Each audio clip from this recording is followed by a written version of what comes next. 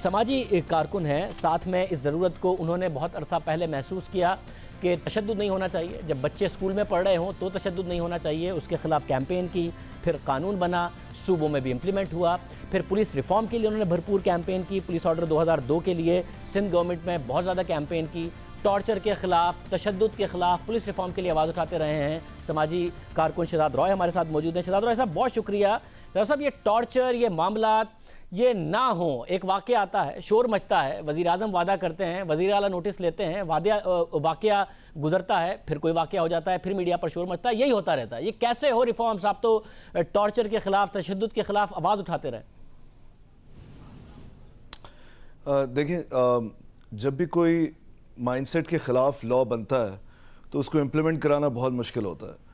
اور اسی طرح سے جب بھی اس طرح کا انفارچونیٹ واقعہ ہوتا ہے، چاہے وہ یوسف کا ہو، چاہے وہ زینب کا ہو، اس کے بعد پھر سول سوسائٹی بہت آواز اٹھاتی ہے اور اس کے بعد چیزیں امپلیمنٹ ہونا شروع ہوتی ہے. اب یہ سمجھنے کی ضرورت ہے کہ ہماری سوسائٹی کی پولیس عوام سے فرق نہیں ہے. ہماری سوسائٹی میں کہا جاتا ہے ہر دفعہ کہ اس کو چوک پہ لٹکا دو، اس کو الٹا لٹکا دو، اس کو مارو. ایک چھوٹا بچہ اس ملک کے اندر جب پیدا ہوتا ہے تو گھر میں اپنے ماں باپ سے پٹتا ہے، اسکول جاتا ہے تو استاد سے پٹتا ہے، سوسائٹی میں آتا ہے تو ایس ایچ او سے پٹتا ہے. تو ہم نے ایز سوسائٹی یہ سوچا ہوا مائنڈ سیٹ ہے کہ جب بھی کسی چیز کو ریزالو کرنا ہے تو ہم ماریں گے، پٹائی کریں گے. دیکھیں، یہ بات سمجھنے کی ضرورت ہے کہ پولیس کے پاس کوئی حق نہیں ہے مارنے کا. وہ جو بھی بیان لیتے ہیں وہ ان ایڈمیسیبل ہوتا ہے کورٹ کے سامنے. یعنی وہ مار کے بیان لے ہی نہیں سکتے. یہ پینل کوڈ میں بھی ہے، کانسٹیٹیوشن میں بھی ہے. تو لا تو موجود ہے، پھر کیمرے بھی لگے ہوئے ہیں. لیکن یہ بہت ضروری ہے اس بات کو سمجھنا کہ اب سول سوسائٹی کا کام ہے اس آواز کو اٹھانا اور اپنے مائنڈ سیٹ کو چینج کرنا.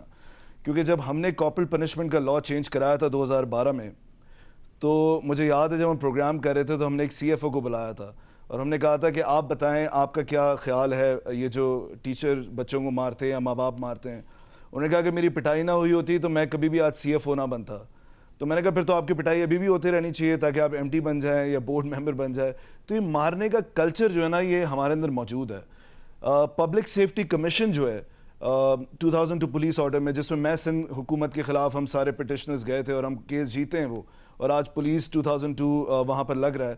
پبلک سیفٹی کمیشن اگر پولیس کے اندر آ جائے گا تمام پاکستان کے پروونسز میں، تو اس میں سول سوسائٹی کی میجر ریپرزنٹیشن ہوگی. اور میرا نہیں خیال کہیں پر بھی اس وقت پبلک سیفٹی کمیشن 2002 کے پولیس آرڈر میں ہے جو امپلیمنٹ ہوئی ہو. اس سے بہت بڑا امپیکٹ ہو سکتا ہے.